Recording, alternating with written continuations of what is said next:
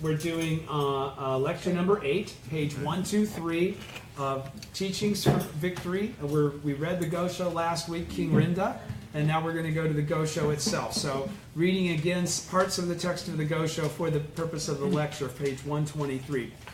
The passage of study for this lecture begins with a subtitle of King Rinda, Vibrant Chanting Opens the Great Path to Absolute Victory. He says, remember we were talking about the 5 flavors, right? As a simile. Everybody remembers that last week? Okay.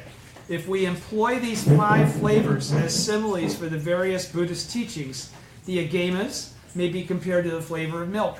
The meditation and the sutras of the correct and equal period may be compared to the flavor of cream. The wisdom sutras may be compared to the flavor of curdled milk. The flower garland sutra may be compared to the flavor of butter. And the immeasurable meanings, lotus and nirvana sutras may be compared to the flavor of ghee. Again, if the nirvana sutra is compared to the flavor of ghee, then the lotus sutra may be compared to a lord who rules over the 5 flavors. Thus, the great teacher Myolo stated, if we discuss the matter from the point of view of the doctrines taught, then the Lotus Sutra stands as the true Lord of all the teachings, since it alone preaches opening the provisional and revealing the distant. It is the reason that it alone is permitted the word myo, or wonderful, in its title. He also said, therefore we understand that the Lotus Sutra is the true Lord of the ghee. He says, these passages of commentary point out quite rightly that the Lotus Sutra is not to be included among the 5 flavors. The main import of these passages is that the 5 flavors serve to nourish life, but life itself is Lord over all the 5 flavors. The view that the various sutras correspond to the 5 flavors, while the Lotus Sutra represents the Lord of the 5 flavors, this is a doctrine that reflects the essential teaching. This doctrine was touched upon by Tiantai and Myolo in their writings, but it was not clearly enunciated. This is why there are a few scholars who are aware of it. And in the passage of commentary by Myolo, quoted above, the words, if we discuss the matter from the point of view of the doctrines taught, refer to the Daimoku, or title of the Lotus Sutra, which is what is meant by the doctrines taught. The words opening the provisional correspond to the character ge in the 5-character Daimoku, Myoho Renge Kyo. The words revealing the distant correspond to the character ren in the 5-character Daimoku. The words it alone is permitted, the word myo corresponds to the character myo, and the words this is the reason refers to the fact that when we speak of the Lotus Sutra as the essence of the lifetime of teachings of the Buddha, we have in mind the Daimoku of the Lotus Sutra. So again, let me say that again. This is the reason when we refer to the fact that when we speak of the Lotus Sutra as the essence of the lifetime teachings of the Buddha, we have in mind the Daimoku of the Lotus Sutra. Therefore, one should understand that the Daimoku of the Lotus Sutra represents the soul of all the sutras. It represents the eye of all the sutras. Bodhisattva Ashvaghosha addressed prayers to the Buddhas of the 3 existences and the 10 directions, whereupon a white swan immediately appeared. When the white horses caught sight of the white swan, they whinnied in a single voice. No sooner had the king heard the single neigh of the horses than he opened his eyes. As 2 white swans, then hundreds and thousands of them appeared. The hundreds and thousands of white horses were instantly filled with joy and began neighing. The king's complexion was restored to its original state, like the sun emerging from an eclipse, and the strength of his body and the perceptive powers of his mind became many hundreds and thousands of times greater than they had been before. The consort was overjoyed. The great ministers and high officials took courage. The common people pressed their palms together in reverence, and the other countries bowed their heads. In a country where the 3 poisons of greed, anger, and foolishness prevail to such a degree, how can there be peace and stability? In the kalpa of decline, the 3 major calamities will occur, namely the calamities of fire, water, and wind. In the kalpa of decrease, the 3 minor calamities will occur, namely famine, pestilence, and warfare. Famine occurs as a result of greed, pestilence as a result of foolishness, and warfare as a result of anger. At present, the people of Japan number 4,994,828 men and women, all of them different persons, but all alike infected by the 3 poisons. And these 3 poisons occur because of their relationship with Nam-myoho Renge Kyo. Do you understand? All right. So all of these people at the same moment set out to curse, attack, banish, and do away with Shakyamuni, many treasures in the Buddhas of the 10 directions. This is what leads to the appearance of the 3 minor calamities. And now I wonder what karma from past existences has caused Nichiren and his associates to become the proponents of the Daimoku of the Lotus Sutra. It seems to me that at present, Brahma, Chakra, the gods of the sun and the moon, the 4 heavenly kings, the sun goddess, the great bodhisattva Hachiman, and all the major and minor gods of the 3,132 shrines throughout Japan are like King Rinda of past times, that the white horses are Nichiren, and the white swans are my followers. The neighing of the white horses is the sound of our voices chanting Nam-myoho Renge-kyo. When Brahma, Chakra, the gods of the sun and the moon, the 4 heavenly kings, and the others hear this sound, how could they fail to take on a healthy color and shine with a brilliant light? How could they fail to guard and protect us? We should be firmly convinced of this. Okay, so that's the part of the Gosha that we're going to be referring to as President Ikeda goes through his lecture, starting on page 127, lecture. And by the way, I love this lecture. If you didn't really, if the reading last week was a little dry, this President Ikeda is saying exactly what I know with my own life, what I was taught from day one by my teachers. It's a great source of inspiration to me that he says it exactly as I've been taught it. So there is no difference between what he's about to say here and what I already know and I've been telling you for years. The Daimoku of the Lotus Sutra represents the soul of all the sutras. So Nam-myoho Renge-kyo represents the soul of all the sutras. It represents the eye of all the sutras, declares Nichiren Daishonin. The title of the Lotus Sutra, and he says the title of the Lotus Sutra, Nam-myoho Renge-kyo, because we're in the latter day of the law now, right? Is the heart of the entire body of the Buddha's teachings. It is the essential law of Nichiren Buddhism, which has the power to liberate all people from suffering on the most profound level. Nam-myoho Renge-kyo is the ultimate law of the universe. Say it again. Nam-myoho Renge-kyo alone, not a different version or sometimes. Nam-myoho Renge-kyo alone is the ultimate law of the universe, the fundamental rhythm of life itself. It is life itself. Through the practice of chanting, we can bring forth our inner Buddhahood and increase the splendor and power of our lives. Chanting Nam-myoho Renge-kyo with deep faith, even with just a single recitation, has infinitely vast and immeasurable power to revitalize our lives. Why? Even if just a single recitation. Why? Something that's actually Yeah. Again, we go from being a Buddha in theory with a single Daimoku, we become Buddhas in fact. Understand? That's what he's talking about right now. Okay? When he says, he has infinitely vast, because infinitely vast and immeasurable is the universe and time without ending. Okay? Which is the opposite direction of Kuanganja. It is Kuanganja. He says, thus amazing benefit is bound to manifest when we continue chanting day after day, assiduously summoning forth the power of faith and the power of practice. Now what did he just say? Thus amazing benefit is bound to manifest when we continue chanting every day with faith and practice. Assiduously means we don't ever stop. No matter what we run into, it doesn't stop us. It doesn't slow us down, right? Summoning forth the power of faith and the power of practice. All right, not just the power of faith. It takes action to create the karma that allows you to have the power, to be able to express the power. In light of the Daishonin's teachings, there is no doubt that our lives will be filled with limitless and inexhaustible good fortune and blessings. Why? Because of our faith. He's saying, in light of the Daishonin's teachings, so again, unless you have faith in the teachings, you can't have that same attitude, right? Do you understand? So he's saying, and so what he's basically saying, in light of the Daishonin's teachings, he's saying, use the Daishonin's teachings as the basis of perspective that you view your life.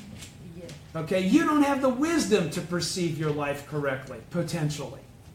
Okay? If you haven't achieved actual Ichinen Sanzen yet, then there's still some delusion to overcome, right? So that's what he's saying. You should use the Daishonin guiding you to have the correct perspective and the correct vision. So when he says the Daimoku, the title, no one's ever said this before, but the title is the essence of everything Shakyamuni, who precedes me by 2,200 years. Wow. You should take that to heart. You should not let anything make you question that being the fact. All right? So he's saying, in this chapter, we will study King Rinda, in which Nichiren discusses the profound significance of the Daimoku of the Lotus Sutra. This letter, dated August 1279, is thought to have been addressed to Soya Dosa. He, along with his father, Soya Kyoshin, was a dedicated follower of the Daishonin in Shimosa Province, part of present-day Chiba Prefecture. In this writing, the Daishonin emphasizes the tremendous mission and honor he and his followers share in chanting and propagating Nam-myoho Renge-kyo, the source of fundamental life force, at a time when the country is filled with great anxiety and turmoil at the prospect of a second Mongol invasion. Everybody's with me? Okay. The Lotus Sutra is the Lord of the five flavors, going back to the Gosha. He says, this is Nichiren from the Gosha, if we employ these five flavors as similes for the various Buddhist teachings, the Agamas may be compared to the milk flavor of milk. The meditation and other sutras of the correct and equal period may be compared to the flavor of cream. The wisdom sutras may be compared to the flavor of curdled milk. The flower garland sutra may be compared to the flavor of butter. And the immeasurable meanings, lotus and nirvana sutras may be compared to the flavor of ghee. Again, if the Nirvana Sutra is compared to the flavor of ghee, then the Lotus Sutra may be compared to a Lord who rules over the five flavors. Thus, the great teacher Myolo stated, if we discuss the matter from the point of view of the doctrines taught, then the Lotus Sutra stands as the true Lord of all teachings, since it alone preaches opening the provisional and revealing the distant. Neither the Immeasurable Meaning Sutra nor the Nirvana Sutra possess those teachings. This is the reason that it alone is permitted the word myo, or wonderful, in its title. He also said, therefore, we understand that the Lotus Sutra is the true Lord of ghee. These passages of commentary point out quite rightly that the Lotus Sutra is not to be included among the five flavors. The main import of these passages is that the five flavors serve to nourish life, but life itself is Lord over the five flavors. The view that the various sutras correspond to the five flavors, while the Lotus Sutra represents the Lord of the five flavors, this is the doctrine that reflects the essential teaching.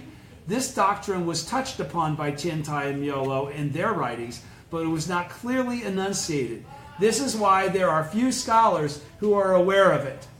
In the passage of commentary by Myolo quoted above, the words, if we discuss the matter from the point of view of the doctrines taught, refer to the Daimoku, or title of the Lotus Sutra, which is what is meant by the doctrines taught.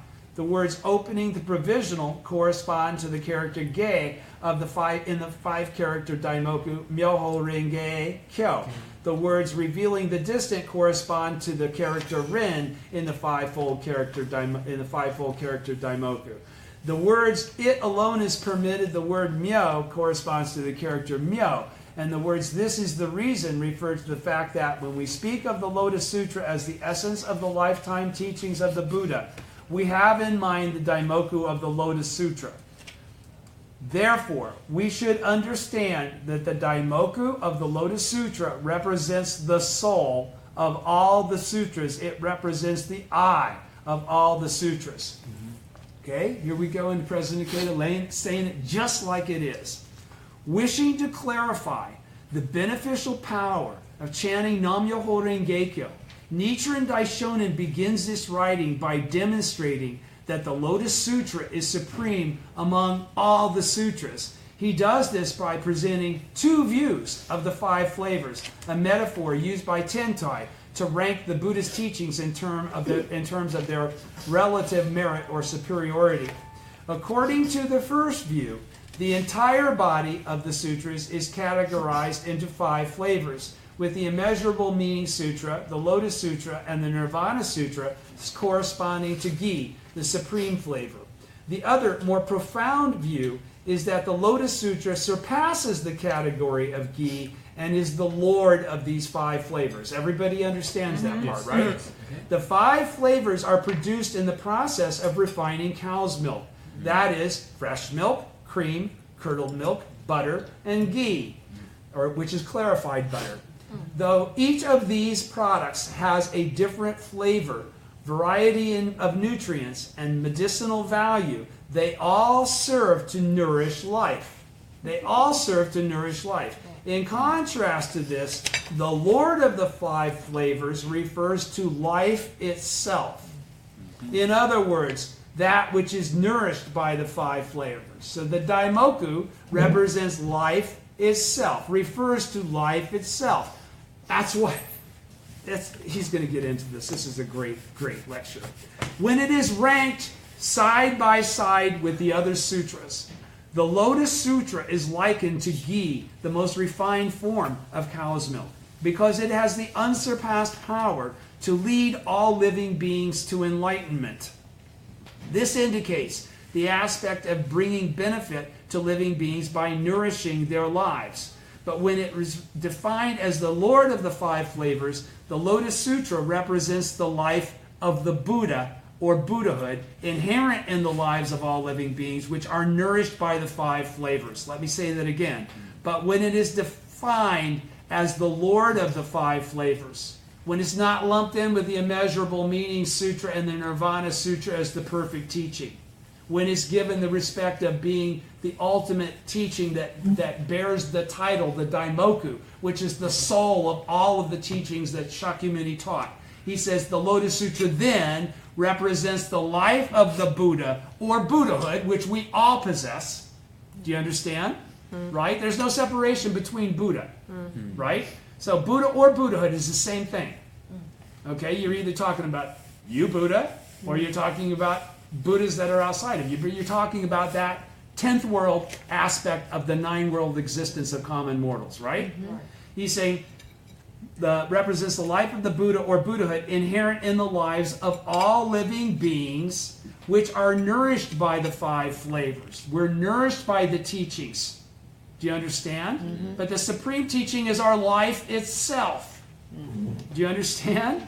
All right, so he says, in this sense, it is viewed as being superior to all the other sutras, because it's life itself, and the rest of them are just teachings.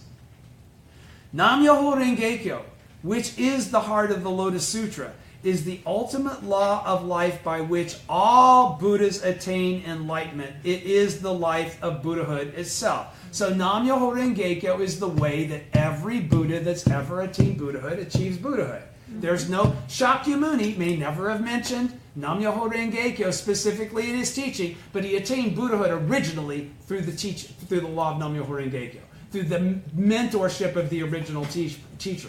Do you understand?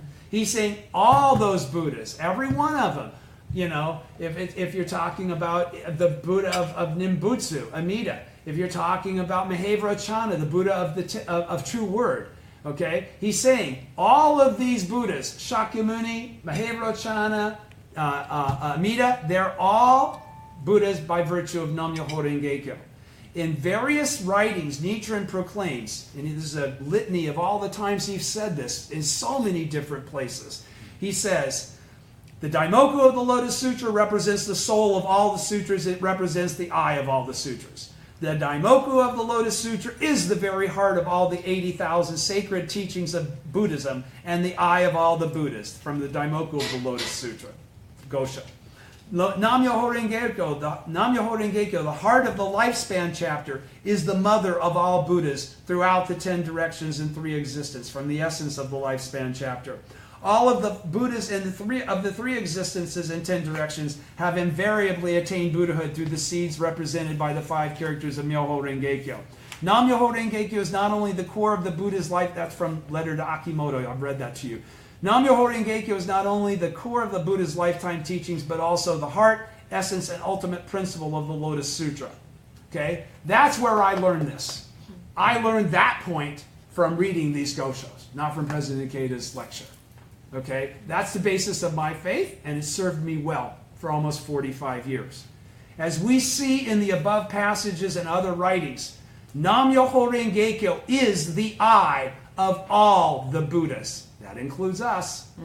The mother of all Buddhas throughout the 10 directions and the 3 existences. That includes all Buddhas. The eye of all the sutras. That means all teachings. It is the core of the Buddha's lifetime's teachings, the heart of the Lotus Sutra, the heart of the lifespan chapter of the essential teaching, the crux of the lifespan chapter, and it is the seed of Buddhahood, the great beneficial medicine of all humankind and the substance or reality of the law. This is all from the Gosha. Okay? So this isn't, King Rinda isn't the first time he gets out and spells this out. All right? But you can see it's like in little... You'd have to know what he's saying, when he's saying it to catch it almost. Okay, that's why we read these lectures.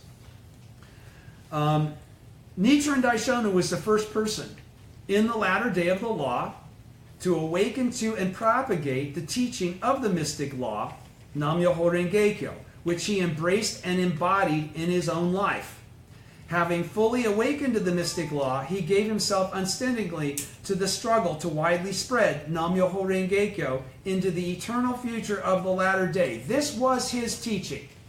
Nobody else had thought to say this prior to him. And he triumphed over every obstacle he encountered along the way. In addition, he inscribed his own life, his enlightened life state of Buddhahood, in the form of a mandala that is the Gohonzon, the fundamental object of devotion for our Buddhist practice. By centering our lives on the Gohonzon and chanting Nam-myoho Renge-kyo, which is the life of Nichiren Daishonin, and completely inseparable from your own. So that doesn't mean that's something outside of you, but do understand that. I'll say it again. By centering our lives on the Gohonzon, the correct object of devotion in the latter day of the law, and chanting Nam-myoho Renge-kyo, which is the life of the Daishonin and the eye of all Buddhas, we can call forth the Nam-myoho Renge-kyo that exists within us and manifests the fundamental power of the mystic law. We call forth our Buddhahood. It hears us calling it when we chant Daimoku to the Gohonzon with faith and practice. Do you understand? So he's saying in his commentary on Nichiren's treatise, The Object of Devotion for Observing the Mind, Nichikan, our great mentor, a great restorer of Nichiren Buddhism, writes, when one embraces faith in this Gohonzon and chants Nam-myoho Renge-kyo, one's life itself at that moment becomes the object of devotion, Gohonzon. That embodies the 3,000 realms in a single moment of life. It becomes the life of Nichiren Daishonin. And why is that so essential? Because that's the life where actual Ichinen Sanzen exists. Yeah. Nowhere outside of that life has actual Ichinen Sanzen ever existed. Understand that. Actual Ichinen Sanzen is only available to those in the latter day of the law. Because it's based on the Buddhism of the sowing. You get it? Yeah. Okay. At that point, it's a real Ikeda. Yeah, it's real. It's not theoretical anymore because it's now the fifth half millennium. It's time. Yes. Nam-myoho Renge-kyo, the time has occurred for Kosen Rufu. That's why it's done by the people stained by the 5 impurities. So, there aren't all these cool, great people hanging out anymore. Okay? There's just us. Okay? Do you all understand what I'm saying, though, yes, right? It becomes the life of Nichiren Daishonin. Nam-myoho Renge-kyo is the ultimate teaching that enables us to dispel the darkness of ignorance. What's that? Fundamental. That's the devil of the 6th heaven. So it's the ultimate teaching that enables us to dispel the darkness of those devils attacking us that try to create and obstruct our clarity.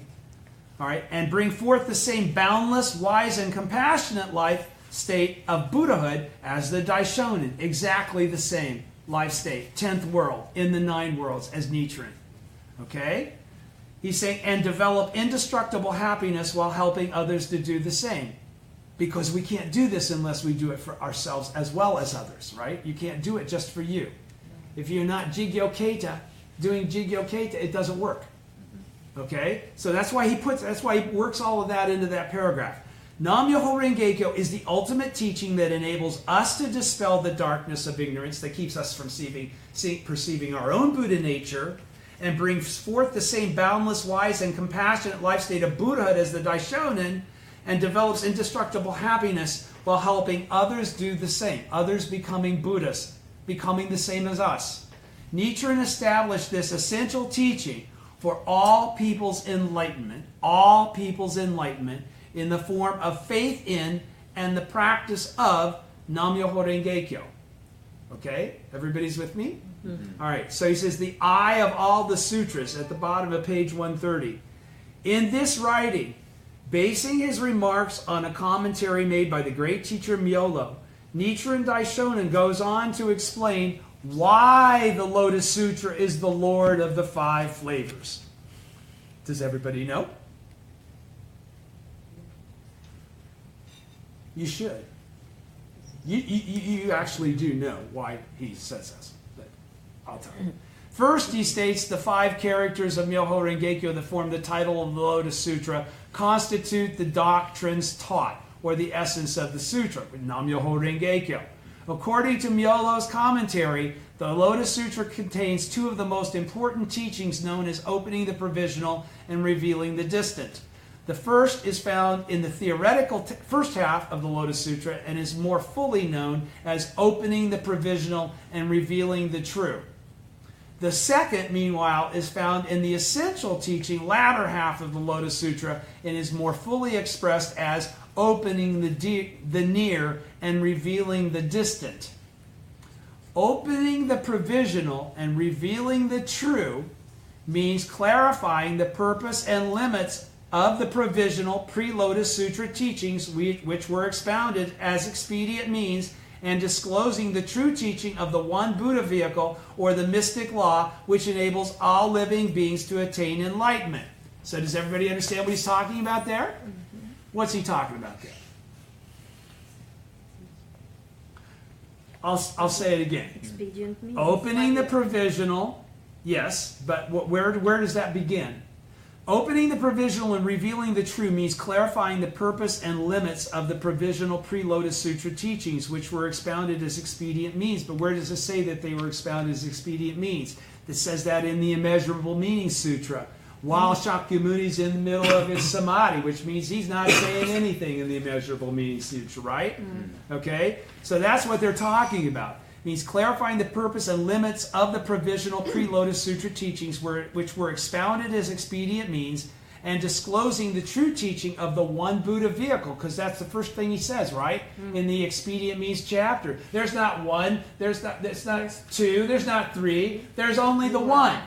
You understand? Remember? Yeah. He's saying, or the mystic law, which is what that Buddha vehicle is, which enables all living beings to attain enlightenment. In the latter day, we now know that's Nam-myoho Renge-kyo, right? You're all with me, correct? Yes.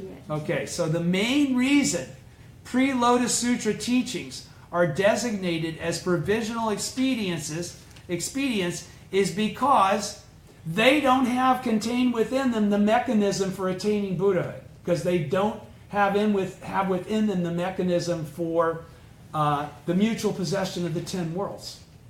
Okay? He's saying the main reason pre-Lotus Sutra teachings are designated as provisional expedients is because they teach that the 10 worlds exist as distinct and separate realms, with an especially profound chasm separating the 9 worlds and Buddhahood. Right? Only after innumerable lifetimes, right? These expedient teachings also deny the possibility of enlightenment for certain categories of individuals, right? Everything pre-Lotus or pre-perfect, pre-immeasurable meanings. Women, Ichkantika, incorrigible disbelief people, people of the 2 vehicles. That's about it. Kind of right there. Okay? He says, these expedients also deny the possibility of enlightenment for certain categories of individuals, such as the persons of the 2 vehicles, voice hearers and cause awakened ones, evil people, Ichkantikas, or persons of incorrigible disbelief, and women. In the Lotus Sutra's theoretical teaching, however, the attainment of Buddhahood by people in these groups is elucidated. Right? He starts talking about, oh, you're going to attain Buddhahood, and you're going to attain Buddhahood, and you're going to attain Buddhahood, right? Okay, see, but that's in the first 14 chapters, right? That's where we get to peaceful practices and all that other stuff, right? He goes, this demonstrates that the wisdom and benefit of the Buddha can be manifested in the lives of those dwelling in the 9 worlds, those people that are filled with delusion. Do you understand? He says, here the expedient means of instituting a distinction or separation between each of the 10 worlds is discarded in the theoretical teaching of the Lotus Sutra. That's where it's discarded. Because that's when he says there's not learning and realization and Buddhahood. It's just, and Bodhisattva, it's just Buddhahood. Right? So he's saying, is discarded. Okay? And the lives of all living beings are viewed from the truth of the mutual possession of the 10 worlds, Ichinen Sanzen, theoretical Ichinen Sanzen. Okay? This is what is meant by opening the provisional. Because in theoretical Ichinen Sanzen, it's finally explained that you can be a Buddha in a single lifetime, right? So, the Daishonin states that opening the provisional corresponds to the character Ge, flower, of Renge, in Myoho Rengekyo. Renge symbolizes the cause and effect of Buddhahood, with the character Ge representing the cause, and the character Ren representing the effect. In Buddhism, our lives in the 9 worlds are viewed as the cause for attaining the effect of Buddhahood. Does everybody remember that? What's the mother of Buddhahood? The mother of the 10th world is the 9 worlds. The 9 worlds always precede the realization or revealing of the 10th, right? This is why Nichiren says opening the provisional, which entails discarding the expedient teachings concerning the 9 worlds, corresponds to Ge. Get it? Yep. Okay, next, opening the near and revealing the distant refers to the fact that the pre-Lotus Sutra teachings and the Lotus Sutra's theoretical teaching explain that Shakyamuni first attained enlightenment during his lifetime in India, right? It's not until the 16th chapter that he goes, ooh, it's been countless, numberless major world system dust particle kalpas since I, in fact, attained Buddhahood. So that's what he's saying. He's saying that that's the other thing that's revealed for the first time in the Lotus Sutra. That he's been the Buddha for way before he attained Buddhahood and started this 80,000 teachings. Okay, do you understand? Which lead no one to Buddhahood. Unless you're in the former or the middle day. It can, but very few. So he says, next, opening the near and revealing the distant refers to the fact that pre-Lotus Sutra teachings and the Lotus Sutra theoretical teaching explain that Shakyamuni first attained enlightenment during his lifetime in India. Lifespan, the 16th chapter, and part of the essential teaching, however, reveals that this is not so, that the Buddha actually attained enlightenment in the inconceivably remote past. The Buddha who attained enlightenment in the remote past and was revealed in the essential teaching represents the true effect or fruit of Buddhahood. That's why we call it the Buddhism of the harvest. Do you understand? All right, so even after attaining Buddhahood in the remote past, this Buddha never exists outside the 9 realms, appearing in various forms in the 9 worlds in order to help others attain Buddhahood. Consequently, because the words revealing the distance, because the words revealing the distant refer to disclosing the true effect or fruit of Buddhahood, the Daishonin says that they correspond to the Chinese character Ren, which symbolizes effect or fruit. Thus, the 2 characters Renge in Myoho Rengekyo are expressions of two of the Lotus Sutra's most important teachings, namely opening the provisional and revealing the distant. They clarify that all living beings have the potential to manifest the power of Myo, or the mystic law that embodies the mutual possession of the 10 worlds and the simultaneity of cause and effect. They can change everything in a moment, in an instant. Because the Lotus Sutra possesses these mystic principles and functions that are inherent in the lives of all beings, that are already possessed in the lives of all living beings, it alone has the character Myo, wonderful, or mystic in its title. Everybody's with me?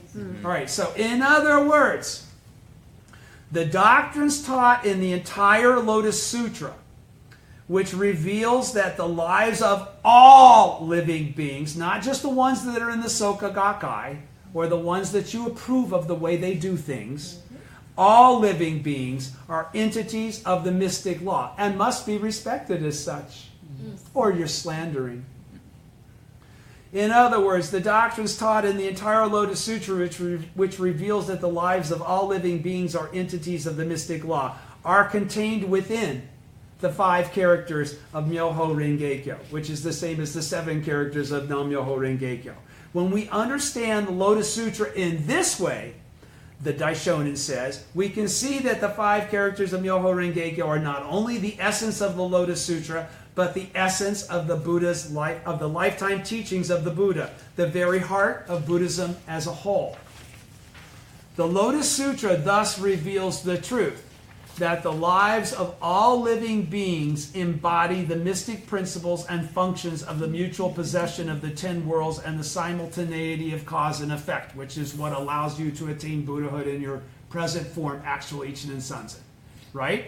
So he says, I'll read it again. The Lotus Sutra thus reveals the truth that the lives of all living beings, without exception, embody the mystic principles and functions of the mutual possession of the 10 worlds. In other words, they can all become Buddhas and the simultaneity of cause and effect, and they can do it in an instant.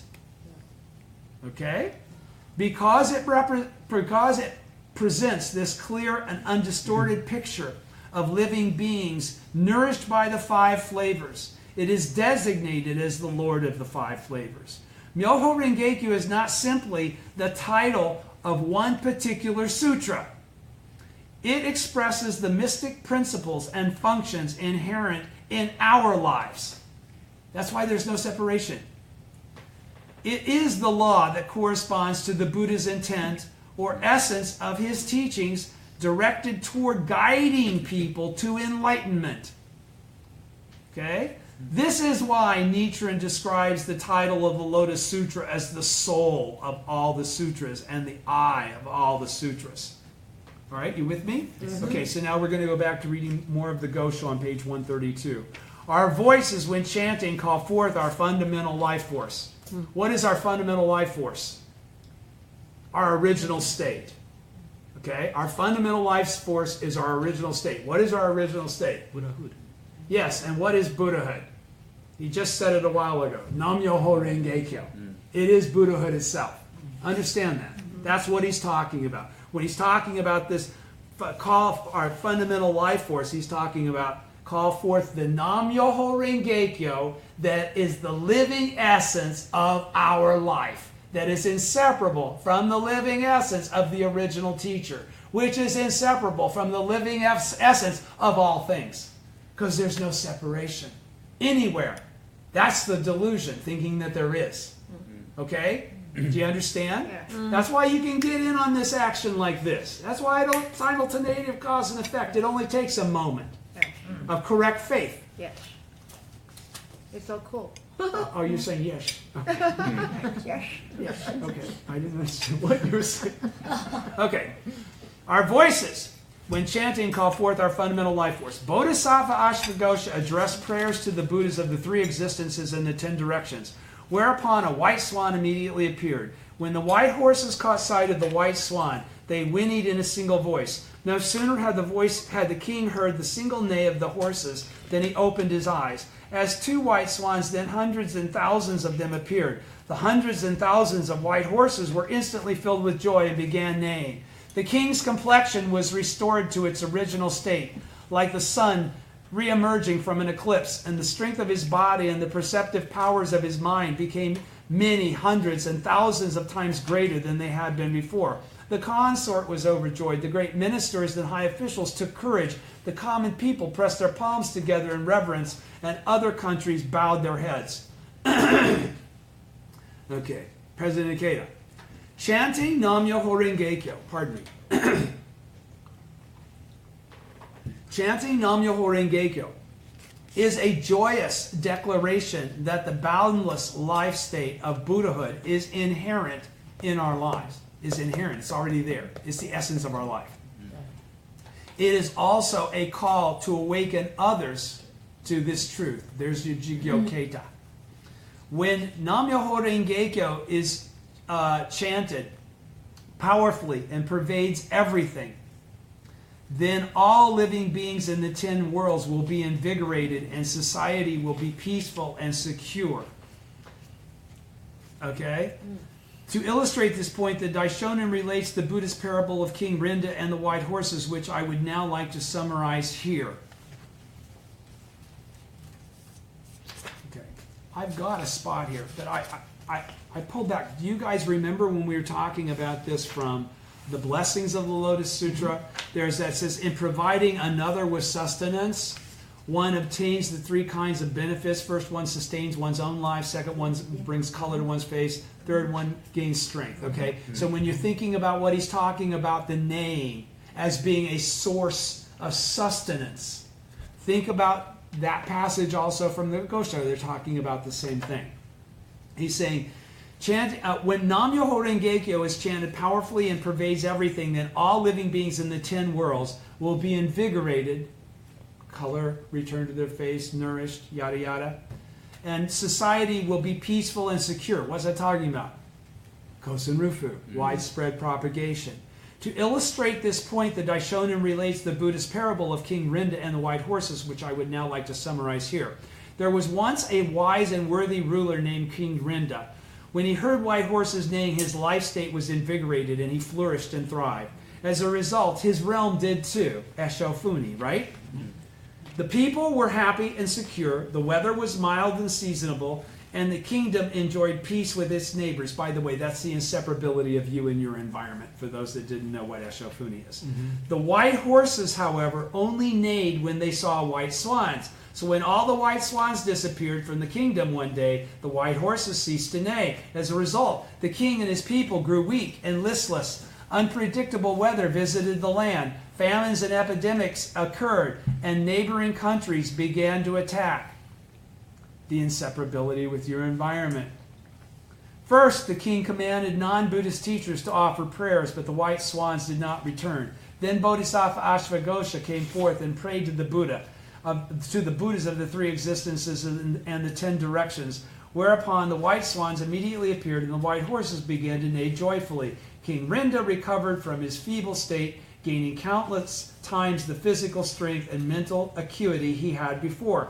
The people were also revived, and peace and prosperity were restored to the kingdom. The Daishonin employs this famous parable to illustrate the power of Nam-myoho Renge-kyo in easily accessible terms. Later in this same writing, he declares, the white horses are Nichiren, and the white swans are my followers. The neighing of the white horses is the sound of our voices chanting Nam-myoho Renge-kyo. And in another writing in which he refers to the story of King Rinda, white horses and white swans, which I told you about last week, he says, the white swans are the Lotus Sutra, the white horses are Nichiren, and the neighing of the white horses is the sound of Nam-myoho Renge-kyo.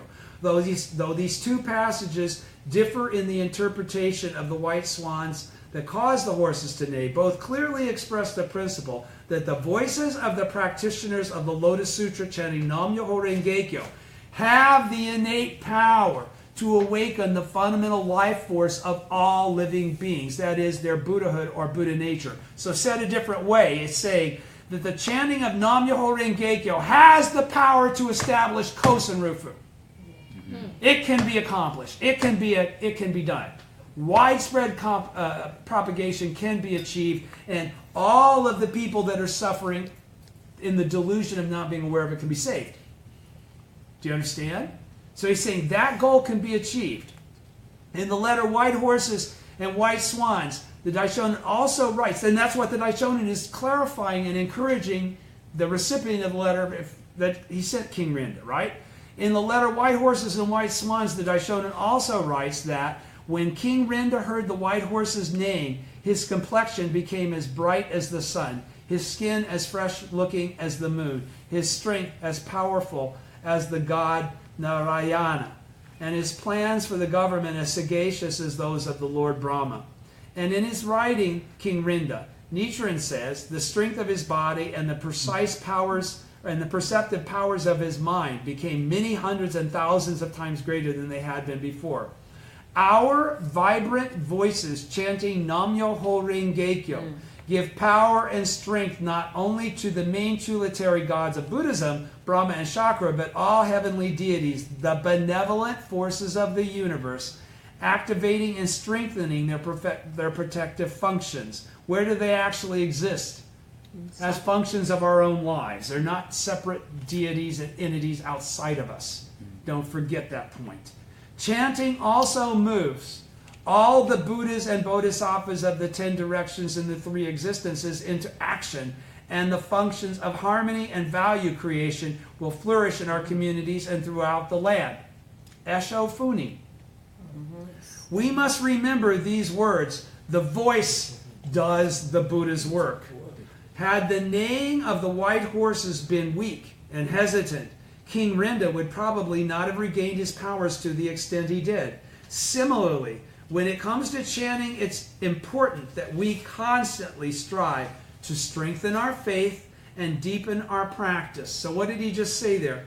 Similarly, when it comes to chanting, it's important that we do not take all of this for granted. We're not going through some ritualized process that has lost the essence that drives us to be doing it. He's saying, when it comes to chanting, it's important that we constantly strive. We're striving. That means we're making a conscious prayer to the Gohonzon, that we're strengthening our faith and that we're deepening our practice.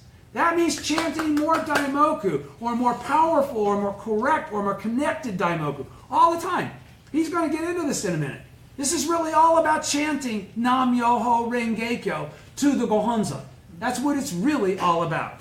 He's saying, our conviction and faith and persistence in practice are the cornerstones of chanting. Our invincible prayer, overflowing with the power of faith and the power of practice, can break through the darkness that shrouds our lives and the lives of others. Did I skip a page, or did I did that, right? Yeah. Can break through the darkness that shrouds our lives and the lives of others, and call forth the magnificent dignity and strength of the Buddha nature that is inherent in all living beings. The same in all living beings. Through chanting, we can expand the realm of happiness and joy that brings forth a world filled evermore with the positive energy and peace of mind that is a reflection of Buddhahood. Mugiwashi, right? Regardless of what's happening, our conviction is that we will win. We have a responsibility to win. We made a promise to win. We will win, no matter what. Vibrantly, this is going back to another subtitle here. He said, vibrantly chanting Nam-myoho Renge-kyo to our heart's content. Pardon me.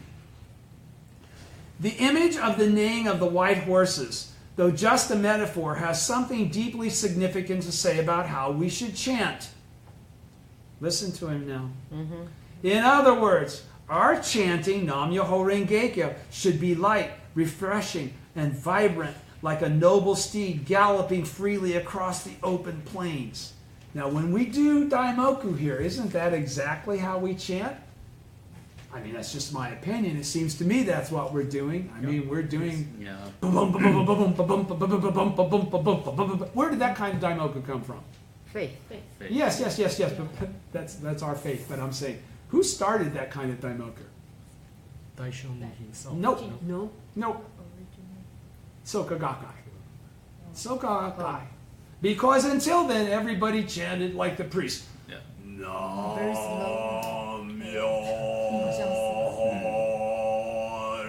Yeah, just like that. You want to fall asleep? Go do Ushitori Gongyo at the head temple. Those dudes, man, they were in slow motion. I swear to God. I will never, ever forget that. I don't know how you could stretch out a single Daimoku that long, but they were doing it. Okay, so this is the Soka philosophy. Okay? He's saying it is also important that we chant honestly and openly, just as we are. What does that mean? Don't be bullshit in front of the Gohonzon. The Gohonzon already knows what you're really thinking and feeling. You don't have to put on gakkai face. You don't have to be something that you aren't at that moment. No. That's what, and President Daisaku Ikeda doesn't expect you to be that way. In fact, he's saying, don't bullshit yourself. Because when you're doing that, you're bullshitting yourself. You cannot bullshit the Gohonzon. That's impossible. What are you even thinking? So you should be open. I'm pissed. I'm not in a high life condition. I'm Angry. confused. You should be whatever you're feeling in front of the Gohonzon. You are in front of Nichiren Daishonin. If he can't handle it, then we shouldn't be doing this. Seriously. If there isn't an answer to be found with the correct, open, honest, seeking spirit, then there isn't one to be found. Frankly speaking. And that's what Daisaku Ikeda is encouraging you right now. He says, it is important that we chant honestly and openly just as we are. All of us face times of worry, anguish, or sadness in our lives. Don't expect that to not be the case. Of course it is. And when we're facing those, we're expected to be filled with worry, anguish, or sadness. We don't have to be faking, oh, I know you're going to save me. Because there's nothing out there listening to that prayer. Okay? Right. All right. So when we do, we can feel free to go straight to the Gohonzon with our suffering and chant about it wholeheartedly, just like a child seeking its mother's warm embrace. That's my whole practice since I was 19 years old, man. That works. That works. My mentor, second Soka Gakkai President Josei Toda, often said that there's no need for us to stand on ceremony when chanting about our problems. We just need to chant honestly to the Gohonzon, to truly look at what is in our hearts. Because if we do that, when we chant that kind of daimoku to the Gohonzon, we'll find that we're full of shit. That daimoku will open up wisdom. It won't continue to sustain us in a realm of delusion. That will open us up to the truth. All right? When we just chant honestly to the Gohonzon, to truly look at what is in our hearts, because that's what opens the wisdom of the Buddha in our lives. It already is the wisdom of the Buddha in our lives. The practice of chanting, he said, is the practice of manifesting the same life state as the Daishonin within us. So we should chant with the resolve to embody this state of life. Not to think that he was so much greater than us, that we're just, we're reflections on the moon in the pond kind of a thing. No, we're the sun. Period. For example, if we've done something we regret, we can chant with a determination never to repeat the same mistake, making our prayer the first step toward a new and better future. When we face a decisive challenge, we can chant strongly and courageously with the firm resolve to win. When battling the 3 obstacles and the 4 devils, we can chant with a heart of a Lion King, filled with confidence that we will vanquish those negative functions. When we're faced with the opportunity to transform our karma, we can infuse our prayer with an unwavering resolve to not be defeated. When we're happy about something, we can chant with a deep spirit of appreciation and gratitude. What matters is that we continue chanting Nam-myoho Renge-kyo throughout all, regarding both suffering and joy as facts of life. As the Daishonin teaches. Chanting Nam-myoho Renge-kyo is the only way to truly polish our lives at the deepest level. I'll say it again. It's not coming here every Wednesday. Do understand that. Not listening to anything I'm saying or anybody else is saying. Chanting to the Gohonzon, you yourself doing that, okay, is the truly the only way to polish your lives at the deepest level. Those who put chanting first can thoroughly polish their lives that have been clouded by darkness and make them shine like a bright mirror reflecting the Dharma nature. Chanting is a process of polishing and forging our lives, which is why our faith is so important. Consequently, the benefit of chanting Nam-myoho Renge-kyo is absolutely not dependent on the amount we chant. What matters is that we chant to our heart's content, the amount that feels right and satisfying for us. Nowhere in his writings does the Daishonin say that we should chant a specific quantity. The efficacy of our prayers is influenced by the strength and deep depth of our faith and by our determination and attitude, our determination for Kosen Rufu, our attitude as a bodhisattva of the earth, as a disciple of the Daishonin. Do you understand? Mm-hmm. At the same time, sincerely resolving to chant a specific amount is an expression of faith. We can chant the amount we've decided on each day while continually renewing and deepening our resolve. Victory will undoubtedly come to those who persevere in the practice of chanting Nam-myoho Renge-kyo, diligently polishing their mirror day and night. Okay, and how do you diligently polish your mirror day and night? From that Gosha, do you remember what that quote is? Yeah. By chanting. Only by chanting Nam-myoho Renge-kyo. How do you polish it? Only by chanting Nam-myoho Renge-kyo is how that goes. You got, just as the Daishonin urges, faith that ignores the importance of self-transformation. Now, what did he just say there? Faith, thinking that you believe, right? Faith that ignores the importance of self-transformation. What is self-transformation he's talking about? Human revolution. Okay, this isn't about mind candy, knowing a bunch of fun facts and stuff. This is the realization that you are the Buddha exactly as you are, and nothing's ever going to change that. Okay? So he's saying faith that lacks clear focus and determined to attain that state, because what are you supposed to be chanting for? You're supposed to be chanting to attain Buddhahood in your present form. You know, the goal should be that you've gotten to the point where you're actually trying to aspire toward what Nichiren said is available to his disciples, to prove that his teaching is absolute and correct. If you don't attain Buddhahood in your present form, how can anyone know that that can be done just because the teaching says it can be done? That's why it's so important. He's saying, again, faith that ignores the importance of self-transformation, faith that lacks clear focus and determination, merely waiting for salvation from some external source, faith that abandons all striving and challenge out of fear and a desire to escape reality, faith that expects benefits to magically appear without making any personal effort. I love this shit. Say it again. Faith that ignores the importance of self-transformation. Faith that lacks clear focus and determination. Merely waiting for salvation from some external force. Faith that abandons all striving and challenge out of fear and a desire to escape reality. Faith that expects benefits to magically appear without making any personal effort.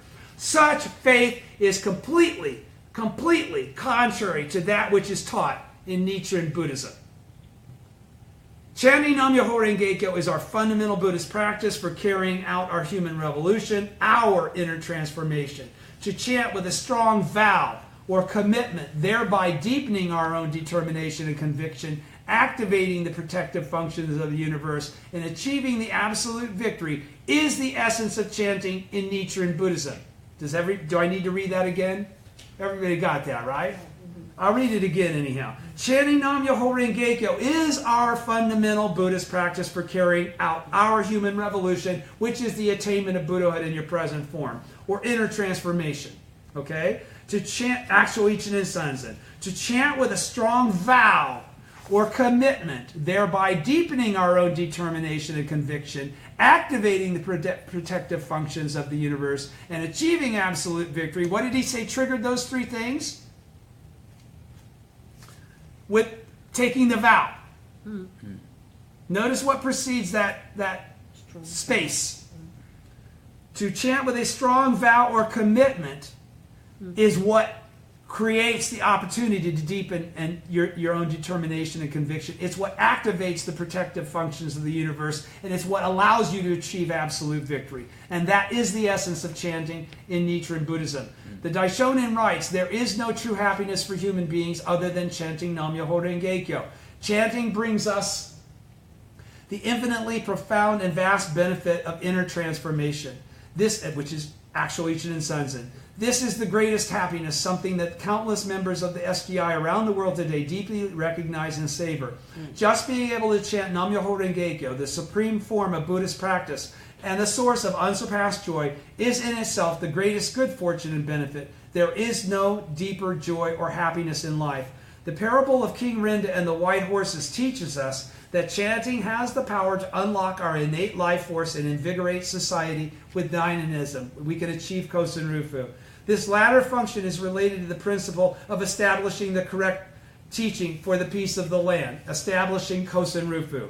Let us therefore now turn to the passage in the second half of this writing and examine the relationship between the chanting and the realization of a peaceful and prosperous society. Do you want me to wait another week or do you want me to go on? Do you mind if I go on? Where are we at in terms of time on the tape? 1 hour. We're at 1 hour now. I can do this in 15 minutes, so I'm going to do it so that we're finished. The three poisons intensify the three calamities. This is from the Go Show on page 136. In a country where the three poisons of greed, anger, and foolishness prevail to such a degree, how can there be peace and stability? In the kalpa of decline, the three major calamities will occur, namely the calamities of fire, water, and wind. And in the kalpa of decrease, the three minor calamities will occur, namely famine, pestilence, and warfare. Famine occurs as a result of greed, pestilence as a result of foolishness, and warfare as a result of anger. At present, the people of Japan number 4,994,828 men and women, all of them different persons, but all alike infected by the three poisons. And these three poisons occur because of their relationship with Nam-myoho Renge-kyo. So all of these people at the same moment set out to curse, attack, banish, and do away with Shakyamuni mini treasures and the Buddhas of the ten directions. This is what leads to the appearance of the three minor calamities. In a kalpa, this is President Ikeda. In a kalpa of decrease, at the bottom page 136, when people's life force wanes, the three calamities of famine, pestilence, and warfare occur. And Nichiren Daishonin notes that there is a close connection between such calamities and the three poisons of greed, anger, and foolishness, which pollute people's lives. He writes, famine occurs as a result of greed, pestilence as a result of foolishness, and warfare as a result of anger. Tentai to the same effect says Tentai says to the same effect in his words and phrases of the Lotus Sutra. Because anger increases in intensity, strife of arms occurs. Because greed increases in intensity, famine arises. Because foolishness increases in intensity, pestilence breaks out. He also refers to how these three calamities arise owing to the prevalence of the three poisons, and how these calamities then go on to intensify the three poisons in people's lives, thereby creating a vicious, never-ending cycle that leads to the age of itself becoming polluted and degenerate. This, he says, describes the impurity of the age, one of the 5 impurities. In the Great Collection Sutra, the calamity of famine is expressed as high grain prices. This calamity in particular caused by intensified greed in people's hearts, which eventually comes to dominate society as a whole. The Great Collection Sutra gives the example of powerful landowners with large agricultural estates who, during times of bad weather, think only of their own profits and motivated by greed, monopolize resources such as water.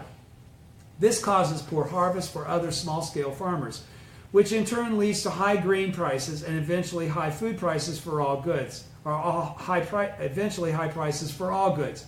Unfortunately, even today, in the 21st century, so far removed in time from the age when Shakyamuni expounded his teachings, this phenomena of disaster caused by human greed remains. If anything, it now occurs on a global scale and has become an even more serious threat. And we know this exact thing. Every time people try to send aid to these countries that need it, most of it's ripped off and it's taken and sold on black market. It's a big, big problem. You have monsoon. Yes, now. yes. And it is the ordinary people, the weak and unprotected, who suffer the most from famine, poverty, discrimination, and economic distress.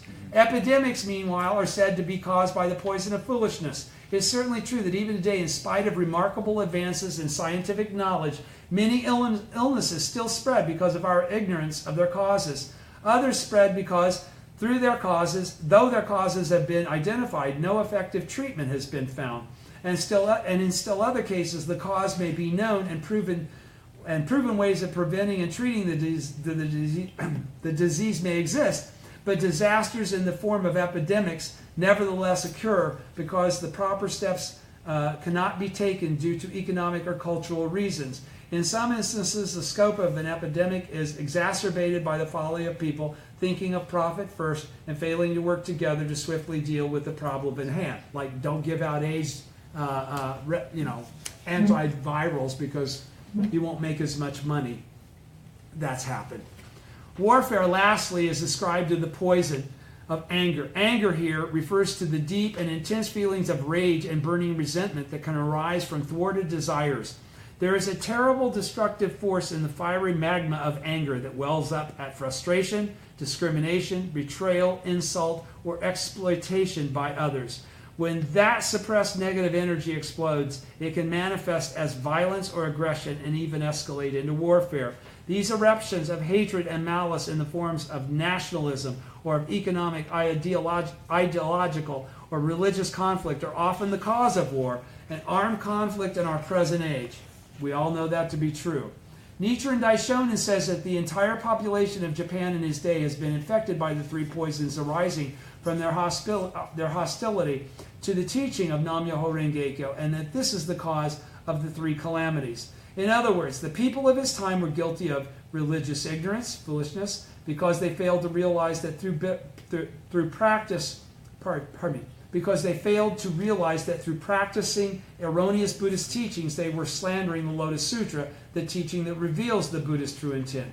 That while they believed that they were practicing the teachings in earnest, in fact, they were disregarding the Buddha's fundamental spirit.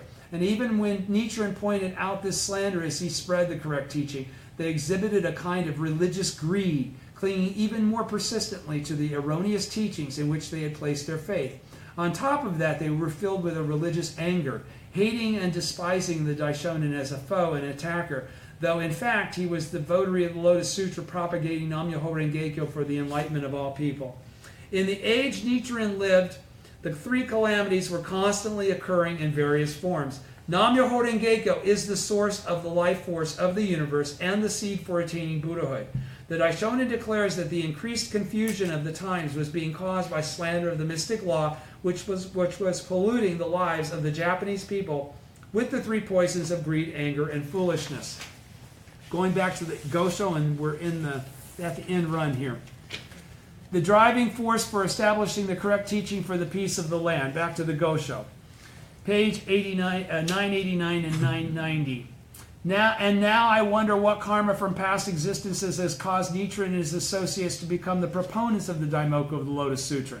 It seems to me that at present Brahma, Shakra, and the gods of the sun and the moon, the four heavenly kings, the sun goddess, the great Bodhisattva Hachiman, and all the major and minor gods of the 3,132 shrines throughout Japan are like King Rinda of past times, that the white horses are Nichiren and the white swans are my followers. The neighing of the white horses is the sound of our voices chanting Nam-myoho Renge-kyo. When Brahma, Shakra, the gods of the sun and the moon, the four heavenly kings, and the others hear this sound, how could they fail to come take on a healthy color and shine with a brilliant light? How could they fail to guard and protect us? We should be firmly convinced of this. Nichiren Daishonin notes that the country and the people have fallen into a negative cycle of the three poisons fueling the three calamities that threatens their very existence, a cycle set in motion through the error of misguidedly upholding erroneous teachings while slandering the correct teaching. To save Japan from the destructive course, the Daishonin called on people to chant and propagate Nam-myoho Renge-kyo, the mystic law that is the fundamental source of life force and the heart of the Lotus Sutra, the Lord of the five flavors. Nichiren returns to the story of King Rinda mentioned earlier. He asserts that just as the neighing of the white horses, sustained by the white swans, revived King Rinda and restored vigor and prosperity to his kingdom and his people, the sound of Nichiren and his followers chanting Nam-myoho Renge-kyo will increase the strength and brilliance of the benevolent forces of the universe and definitely activate protective functions. Esho Funi. Even when the very survival of the country and its people is in question, those who confidently chant and propagate the mystic law can tap the fundamental life force of the universe in their own lives and stand up as agents of positive change in such a time of peril. So what did he just say? You can do it alone. You can do it by yourself. You don't have to have anyone else. Take the vow that you'll do it by yourself. That's what he just said. Even when the very survival of the country and its people is in question, those who confidently chant and propagate the mystic law can tap the fundamental life force of the universe in their own lives and stand up as agents of positive change in such a time of peril. In this passage, the followers who are likened to white swans are none other than a gathering disciples who are just such agents of change. Following the lead of their teacher, the Daishonin, who embody the fundamental transformative power of the mystic law, embodied the Gohonzon, and stood up to open the way to enlightenment for all people, they chanted Nam-myoho Renge-kyo with the same strong conviction as he and taught others to do the same. Our mission as practitioners of the Lotus Sutra in the latter day who chant Nam-myoho Renge-kyo is to employ this great beneficial medicine of the mystic law to win a decisive victory in the battle against the ever-intensifying maladies caused by the three poisons. As the Daishonin writes, in the final analysis, unless we succeed in demonstrating that this teaching is supreme, as the Daishonin writes, in the final analysis, unless we succeed in demonstrating that this teaching is supreme, unless we achieve actual Ichinen Sanzen, these disasters will continue unabated. The more troubled and confused the times, the more powerful the unity of the oneness of mentor and disciple becomes. When mentor and disciple are united in chanting Nam-myoho Renge-kyo, it becomes the most powerful means for overcoming negative karma, dispelling the dark clouds looming over society, and achieving the ideal of establishing the correct teaching for the peace of the land. Chanting is the fundamental force for transforming karma. No matter how heavy the chains of karma, we can break free of them through the mystic function of chanting Nam-myoho Renge-kyo, which brings forth the inherent power of our life. Nam-myoho Renge-kyo is the power source for human revolution. When we activate our innate Buddhahood through chanting and fully experience that free and uplifting state of life, we can realize the most expansive life condition in which we savor the greatest of all joys. Chanting Nam-myoho Renge-kyo is the driving force for establishing the correct teaching for the peace of the land. The ripples of joy stirred in our lives through chanting instantly spread out to encompass the entire universe. Consequently, they cannot fail to create ripples of joy in the hearts of all living beings and to bring joy to our families, communities, and societies. Kosen Rufu. We who chant based on the shared vow of mentor and disciple and dedicate our lives to Kosen Rufu have absolutely nothing to fear. Let's boldly and vigorously stride forward on the great path of absolute victory, filled with self-confidence and vitality as we chant vibrantly day after day and year after year. Thank you very much. Thank you. Good night.